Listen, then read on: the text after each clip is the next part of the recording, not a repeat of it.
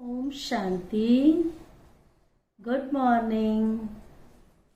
आज बाबा की 18/5/2021 की वाणी है। आज बाबा ने सुनाया कि एक महामंत्र है जिससे काल पर विजय प्राप्त कर सकते हैं। वो मंत्र क्या है? मन मना भव। बाबा कहते मैं कालों का काल हूं। मैं आया हूं तुम्हें काल पर जीत प्राप्त कराने।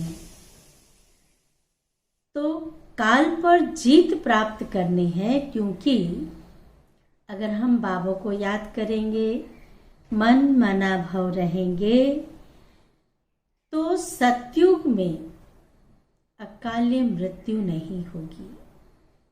काल पर जीत पाना माना जैसे अभी मृत्यु का कोई भरोसा नहीं, अभी ठीक ठाक है, अभी कुछ हो जाता है, लेकिन कभी एक्सीडेंट हो गया, कभी कुछ हो गया। तो सतयुग त्रेता में अकाल्य मृत्यु नहीं होगी। इसलिए बाबा कहते मैं कालों का काल आया हूं, तुम्हें एक मंत्र देता हूं। वो है मंत्र मन मना भव। और साथ में बाबा ने कहा कि तुम सब रूहानी यात्री हो। यात्रियों को एक यात्रा सिखाते हैं, क्योंकि यात्री माना यात्रा करना। तो कौन सी शिक्षा बाबा देते हैं कि इस यात्रा में इस शिक्षा को जरूर धारण करो। उसके लिए बाबा ने कहा, कई दिनों से कह रहे हैं बच्चे देही अभिमानी बनो, बच्चे देह भान को भूल जाओ। रावण ने आधा कल्प देह अभिमानी ही तो बनाया है।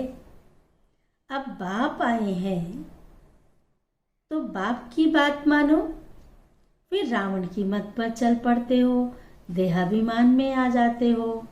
अब देही अभिमानी बनो और बाप को याद करो।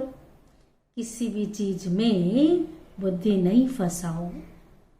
कई बार कहते हैं ये अच्छा लगता है, मेरा अटैचमेंट नहीं है, पर ये चीज अच्छी लगती है, ये व्यक्ति अच्छा लगता है, इसकी वाणी अच्छी लगती है, इसका बोल अच्छा लगता है।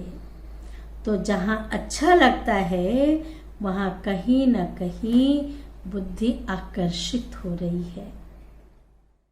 इसलिए फंसना नहीं है। जो अच्छा लग रहा है वो बाबा अच्छा लग रहा है। वो जो वाणी बोल रहा है वो बाबा की वाणी है, बाबा का ज्ञान है, बाबा ने ये गुण दिए हैं। इसलिए मास्टर बीज रूप को याद करो। जो बीज रूप बाबा है, जैसे वृक्ष में उस बीज के अंदर सारा ज्ञान होता है, तो संगम युग की स्थिति जो है, बाबा ने हमें मास्टर की डिग्री दी है। तो जो गुण है, जो ज्ञान है बाबा के, वो हम उसके स्वरूप बन जाएं। ना सिर्फ ज्ञान के, शांति के भी, प्रेम के भी, आनंद के भी, सुख के भी, पवित्रता के भी। जो बाबा ने डिग्री दी है, उस संगम की स्थिति में ये सब कुछ उस बीज में समाया हुआ है। तो इसलिए बाबा को याद करने के सिवाय और किसको याद करेंगे तो फिर महाकाल आ जाएगा। अगर याद बाबा को ही करेंगे तो काल पर जीत पालेंगे। अभी हम सुनते हैं बाबा की वाणी। सार है मीठे बच्चे, कालों का काल बाबा आया है। कालों का काल बाबा आया है, तुम्हें काल पर जीत प्राप्त कराने। मन मना भव के मंत्र से ही तुम काल पर जीत पाएंगे। एक ही विधि है मन मना भव। मन मना भव के मंत्र से ही तुम काल पर जीत पाएंगे। प्रश्न है, रूहानी बाप तुम रूहानी यात्रियों को कौन सी एक विशेष शिक्षा देते हैं? इसका उत्तर है, हे रूहानी यात्री, तुम देह अभिमान छोड़ देही अभिमानी बनो। रावण ने आधा कल्प से तुम्हें देह अभिमानी बनाया है। द्वापर युग से हम सब रावण की कैद में थे। उसने देह अभिमानी बनाया। अब आत्म अभिमानी बनो। अब जब बाप आया है, भगवान आए हैं, तो उनकी बात माननी है ना। तो बाबा ने कहा आत्म अभिमानी बनो। यह रूहानी ज्ञान सुप्रीम रूह ही तुम्हें देता है और कोई दे ना सकता। ये जो ज्ञान है, सुप्रीम ज्ञान सुप्रीम रूह ही दे सकता है और कोई दे नहीं सकता। गीत भी बहुत अच्छा है। गीत है ओम नमः शिवाय।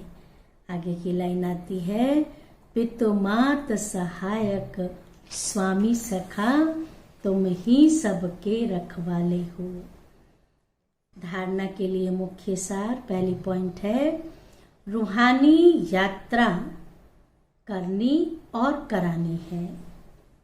स्वयं को सतो प्रधान बनाने के लिए एक बाप को याद करना है। यात्रा करनी और करानी है। दूसरी पॉइंट, स्वयं को सतो प्रधान बनाने के लिए बाप को याद करना है। आत्म अभिमानी बनने का पूरा पूरा पुरुषार्थ करना है। दूसरी पॉइंट है, काल पर जीत पाने के लिए बाप की शिक्षा को ध्यान पर रखना है। काल पर जीत पाने के लिए बाप की शिक्षा को ध्यान पर रखना है।